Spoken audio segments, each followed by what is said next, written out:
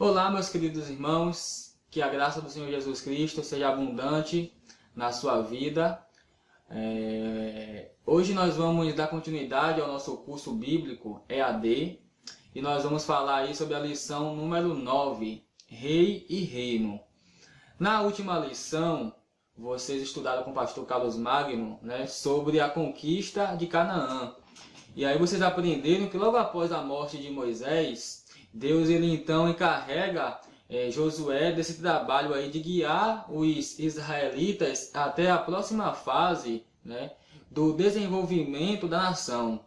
E sob a sua liderança, meus irmãos, o povo ele tomou posse da terra de Canaã, e desta maneira Deus ele assim cumpriu mais uma parte ali da promessa feita a Abraão em Gênesis 12, 3, ok?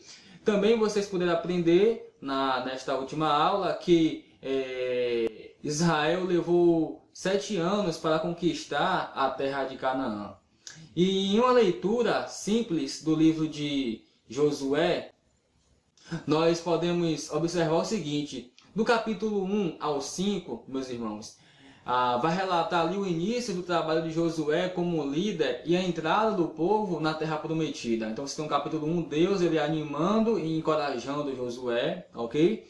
E o que é mais interessante aqui também é que quando eles chegaram a Canaã, os homens nascidos no deserto, eles foram circuncidados, uma condição assim da posse da terra, e o povo ele então celebrou a Páscoa, comemorando assim a sua libertação do poder dos egípcios exatamente 40 anos antes. O capítulo 6 também ele vai registrar a vitória dos israelitas sobre Jericó, uma cidade bem fortificada perto do Rio Jordão. Você também tem aí no capítulo 12 capítulo 7 a 12 fala da conquista do país, começando ali com o sul, passando para o norte e depois apresentando um resumo da campanha da conquista, incluindo assim as terras conquistadas na Transjordânia antes da morte de Moisés. Isso aí do capítulo 7 ao capítulo 12, ok? Do capítulo 13 ao capítulo 22 vai registrar ali a divisão da terra entre as tribos, entre as tribos de Israel, e destacando também o estabelecimento das cidades dos levitas e entre elas as cidades de refúgio. Então, é um capítulo que às vezes muitos não gostam de ler, porque vai tratar ali das divisões da terra. E do capítulo 23 ao capítulo 24, irmãos, encerra ali o livro de Josué, com seu resumo de sua história de fidelidade ao Deus de Israel, e os desafios finais também apresentados ao povo antes da sua morte. Então Josué ele faz o desafio ao povo, o povo diz: não, nós vamos realmente continuar servindo a esse Deus, em outras palavras aqui. E tem aquela famosa passagem ali que Josué ele diz: eu e minha casa serviremos ao Senhor, tá? E vale também ressaltar que o pastor Carlos Magno ele colocou na lição passada que o Novo Testamento, meus irmãos, Canaã ela é referida como a terra de Israel, a terra dos judeus e a terra também da promessa, ok? Então, dito isso, hoje nossa aula eu quero falar um pouquinho sobre o reino de Deus, sobre tudo, tá? E é interessante notar que nas Escrituras Sagradas Deus ele é frequentemente, irmãos, apresentado como um rei, como aquele que está sentado no trono, de onde ele exerce o seu domínio, ok? A soberania de Deus, ela abrange tudo. Ele criou todas as coisas e pelo fato de ter criado todas as coisas, Deus ele tem o direito de reinar, sobre ateus, descrentes, idólatras, todos eles estão debaixo do domínio de Deus. E também vale destacar que na aliança sinaítica, Deus ele se torna o rei de Israel. Então lembra que eu falei para vocês na lição 7, nós vimos ali Deus ele fazendo um contrato com o povo. Nós temos um casamento ali entre Deus e o povo de Israel. Deus ele estabelece ali as leis, né, escritas, e aí ele entrega as leis para o povo. Dentre 613, Deus ele escreve ali, né, em 2 tábuas, 10 leis e entrega ao povo, ok? Então, meu objetivo nesta lição é justamente a gente focalizar aqui como é que Deus ele reina sobre o seu povo da aliança, ou mais especificamente sobre os israelitas, ok? Então, a gente vai tentar fazer aqui um pano de fundo, um panorama do livro de Juízes, até a gente chegar lá em Jesus, vendo o cumprimento, irmãos, da promessa que Deus ele fez ali a Abraão em Gênesis 12, versículo 3, tá bom? Então, vamos começar aqui observando o livro dos Juízes. E é interessante que no livro dos Juízes, no capítulo 21, versículo 25, diz o seguinte, que naqueles dias Israel não tinha rei, e cada um fazia o que era reto aos seus olhos. Na sua apostila eu coloquei até aí, né, um espaçozinho para vocês escreverem. Então aí vocês podem colocar aí olhos, ok? E também é importante a gente lembrar que o livro de Juízes ele é um livro de transição, tá? Então o livro de Juízes ele começa ali com a morte de Josué e ele vai até, né, o profeta Samuel, ok? Então ele vai ali até a morte do profeta Samuel, que foi o último dos juízes. Então ele abrange aí um período de 350 a 400 anos, ok? E 2 ou 3 gerações depois de Josué, irmãos, Israel ele não conhecia mais ao Senhor. É interessante porque quando você termina de ler ali o livro de Josué ele instruindo o povo, e o povo dizendo, não, nós vamos continuar servindo a este Deus. Mas quando você entra no livro de Juízes, já começa aí o povo, né, ele esquecendo do Senhor, seu Deus. É interessante que a passagem 2, 11 a 19, traz um resumo da história dos juízes, né? Então você tem ali o pecado, você tem servidão. Aí o povo ele começa a clamar a Deus. Deus ele vai lá e ele levanta, né, um libertador, ele levanta um juiz, né? Que esse juiz ele é fiel a Deus, ele liberta esse povo. Daqui a pouco o povo ele se esquece de Deus novamente e o povo ele vai lá e peca. E aí, após a morte de Josué, nós temos esse ciclo aí, né? De Israel ele serve ao Senhor, Israel ele cai em idolatria, Israel é escravizado, clama a Deus, Deus levanta um juiz, Israel é libertado. Então você tem esse ciclo aí vicioso que é observado várias vezes em Juízes. E o que é mais interessante você notar é o seguinte, quando você começa a ler os primeiros capítulos, né, você vê que o povo ele clamava ao Senhor. Mas chega um determinado momento do livro que o povo ele para de clamar ao Senhor. Parece que de uma certa forma o povo ele começou a se acostumar com a cultura dos filisteus, né? Então você não vê mais em um certo momento o povo ele clamando ao Senhor. O povo ele já começa ali a se, né, acostumar com aquela cultura, tá? Então isso é muito importante também a gente ressaltar. E após a morte de Josué, em um período de 400 anos, quando não havia rei na terra, e cada um fazia o que bem lhe parecia. Então o livro ele pode ser resumido justamente aí nesse versículo 21 ao 25, que eu citei para vocês aí logo no início, ok? Então, quando nós passamos aí do livro de Juízes, nós temos o período de transição aí do livro de 1 Samuel. Então lembra que eu falei para vocês que no Antigo Testamento, todas as vezes que você vê um numeral antes do nome, tá? Você vai chamar primeiro. Então 1 Samuel, não é 1 Samuel. 1 Samuel, 1 Reis, ok? Primeiras são as cartas lá no Novo Testamento. Então, meus irmãos, a gente tem aqui esse período de transição do livro. E o livro de Samuel, ele é um livro de transição. Ele nos relata como o governo dos juízes, ele foi, de certa forma, substituído pelos reis, né? E como o governo de Deus, o rei invisível, ele foi substituído por um rei visível, o que fez igual a outras nações, tá? Então eu pedi para que vocês pudessem ler aí o livro de 1 Samuel. E aí você já consegue ter essa noção aí, né? Vendo aí o povo, então, ele querendo um rei, né? Que eles pudessem ver. Então, o livro de Samuel também, é importante aí vocês lembrarem que é história, um livro histórico, mas ele também é um livro de biografia, tá? Então, eu estou falando isso porque é importante que vocês saibam, né, o tipo de literatura, o tipo de gênero literário que vocês estão lendo, para até compreender melhor o texto.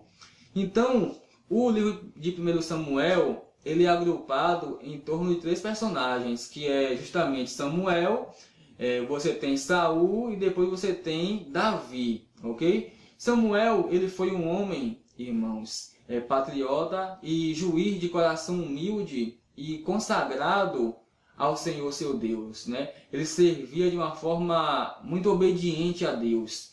Já não podemos falar a mesma coisa do rei Saul. Na verdade, foi um rei que foi escolhido pelo povo, né?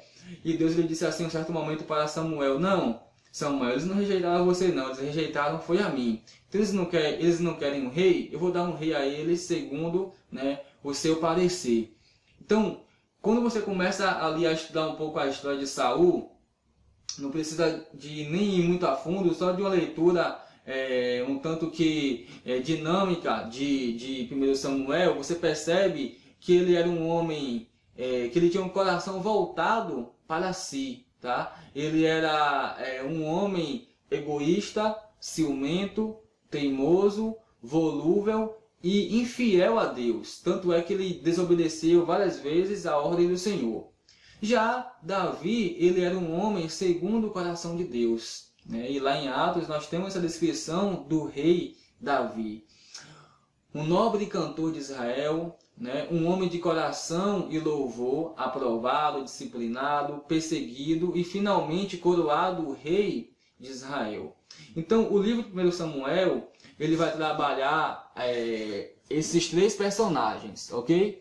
E um pouquinho aqui, eu quero especificamente trabalhar com vocês, desses 3, a vida do rei Davi, tá? Então a gente vai observar aí de Davi até Jesus, tá? Então a gente vai pular aí Samuel, vocês têm na apostila, e também o rei Saul. Então a gente tem aqui, né, os reis do sul, que foram os descendentes de Davi, e eles também se tornaram corruptos com os anos, tá? Em 586 a.C., eles foram conquistados pelos babilônicos e conduzidos ao exílio. Aí você tem, né, a história e a situação do Daniel, né, seus 3 amigos, eles sendo conduzidos lá até a Babilônia, ok? Então é importante que vocês lembrem disso. Eu coloquei aí a imagem para vocês poderem ter essa distinção. Reino do Norte, 10 tribos. Reino do Sul, 2 tribos, que foi Israel e Judá, tá? Ou melhor dizendo, a tribo de Judá e a tribo de Benjamim aí, ok? Irmãos, vamos passar aqui para o próximo ponto, que é o seguinte: no devido tempo, Deus ele trouxe de volta essa tribo aí, né, do sul. Eles reconstruíram o templo. Deus ele usou a vida de Ciro, e aí você tem lá a profecia em Isaías 45, né? Você também tem em Jeremias 25 e 29 também, dizendo que eles ficariam 70 anos em cativeiro, tá? Lá na Babilônia. E no devido tempo, Deus ele usa um rei ímpio, um rei pagão, Ciro, para poder libertar o povo, né? E aí você tem então a reconstrução do templo e dos muros de Jerusalém, ali com Esdras e Neemias, tá? Eles viveram também sob o domínio dos persas, dos gregos e também dos romanos. Lembram lá da 3ª aula que a gente teve, né, sobre o Antigo Testamento, tá? E aquele período lá da helenização. E todos esses anos, sem nenhum descendente de Davi no trono. Quando a gente chega no Novo Testamento, chegamos em Mateus capítulo 1, tem lá livro da genealogia de Jesus Cristo, filho de Davi, filho de Abraão. Eu preguei recentemente nesse texto, tá? Depois, se vocês quiserem assistir, né, vocês podem ir lá no canal e assistir a genealogia, lições da genealogia de Jesus. E é interessante notar que Mateus, ele começa, né, ele tem o seu propósito que é apresentar Jesus como o rei dos judeus, e ele começa mostrando que Jesus, ele é filho de Davi e filho de Abraão. Então ele começa traçando ali a história de Abraão, a genealogia, até chegar em Jesus, né? Então foi o que a gente tentou mostrar para vocês aqui, que Deus, ele havia prometido que na descendência de Abraão, todas as famílias da terra elas seriam abençoadas, né? Deus, ele havia prometido, em outras palavras, levantar um Salvador dentre os descendentes de Davi. E o cumprimento dessa promessa, meus irmãos, ela veio, e aí você tem aí em Mateus 1:1 esse cumprimento, e Mateus, ele vai trabalhar nessa perspectiva aí, ok? E o que é mais interessante também a gente poder observar, que o que começou em Gênesis é cumprido em Cristo. Muito interessante isso aqui, porque a genealogia iniciada no capítulo 5 de Gênesis, ela prosseguiu para o capítulo 11 e ela termina com o nascimento de nosso Senhor Jesus Cristo. Então, meus queridos, Jesus, ele é o último Adão. Ele veio ao mundo para salvar as gerações de Adão, da qual, a propósito, todos nós, eu e você, nós fazemos parte, né? Adão, ele pecou, ele caiu, toda a raça humana ela caiu também, né, no pecado de Adão, e Jesus, ele foi o último Adão, ele veio para nos salvar, né? Ele veio para nos resgatar. Então é bem interessante a gente poder observar isso aqui. Outro ponto também que a gente nota na apostila é que Jesus, ele usou a palavra reino em vários sentidos. Por exemplo, ele falou da semente, a boa semente e a má semente vivendo juntas, lá em Mateus 13, né? Você tem Jesus ele falando aí sobre um domínio de Deus apenas para os regenerados, tá? Lá em João 3:5. Quem nasce da água do Espírito não pode entrar no reino de Deus, ou ver o reino de Deus, né? Também ele falou de um reino eterno, de um reino interno, de um reino secreto, no coração dos regenerados. Lá em Lucas 17. Um reino visível e pessoal de Jesus Cristo, né? Então aqui apontando já para o futuro. Agora a gente deve fazer uma pergunta, né? Afinal, o reino ele já veio ou não? A nossa resposta é a seguinte: nós cremos num já e ainda não. Ou seja, o reino ele veio e não veio. O reino ele é interno e ele é invisível. Então, o que nós podemos dizer, de acordo aí com Lucas 17:20-21, meus irmãos, é que Jesus Cristo, ele está reinando em nossos corações hoje, tá? Mas ele vai reinar de uma maneira mais plena na consumação do reino, na sua segunda vinda, né? Quando o Senhor Jesus Cristo ele retornar, o seu governo ele será consumado, ele será também completo. Então a gente tem aí vivendo nessa intersecção aí, né? Que é do já, mas ainda não, ok? Então Jesus ele já veio, né? Ele está reinando em nossos corações, mas na sua segunda vinda ele vai reinar de uma forma plena, de uma maneira completa, né? Sobre aí os seus filhos, ok? Então, meus irmãos, o registro do Antigo Testamento ele se inicia com a criação do universo, ele se encerra com 400 anos antes da primeira vinda do Senhor Jesus Cristo. Então, nessas 9 lições, nós podemos aprender isso aqui. Começamos com a criação, a gente veio aqui até chegar em Jesus Cristo, ok? Até chegar aí na promessa que foi feita, que foi cumprida na verdade, né? E se eu pudesse destacar uma lição aqui de todo esse contexto, eu diria o seguinte, que Jesus Cristo, ele sempre cumpre as suas promessas, né? Então, ele não é homem para que minta, nem filho do homem para que se arrependa. Então, a promessa que ele fez lá em Gênesis, ela foi cumprida em Mateus 1. Né? Jesus Cristo ele veio da descendência. Então, se você depois quiser estudar mais sobre essa questão de genealogia, eu não me aprofundei muito, não era o objetivo aqui, vocês podem assistir depois da pregação, né, que eu vou relatar, vou explicar direitinho nessa questão aí da genealogia, o significado de filho de Davi, tá bom?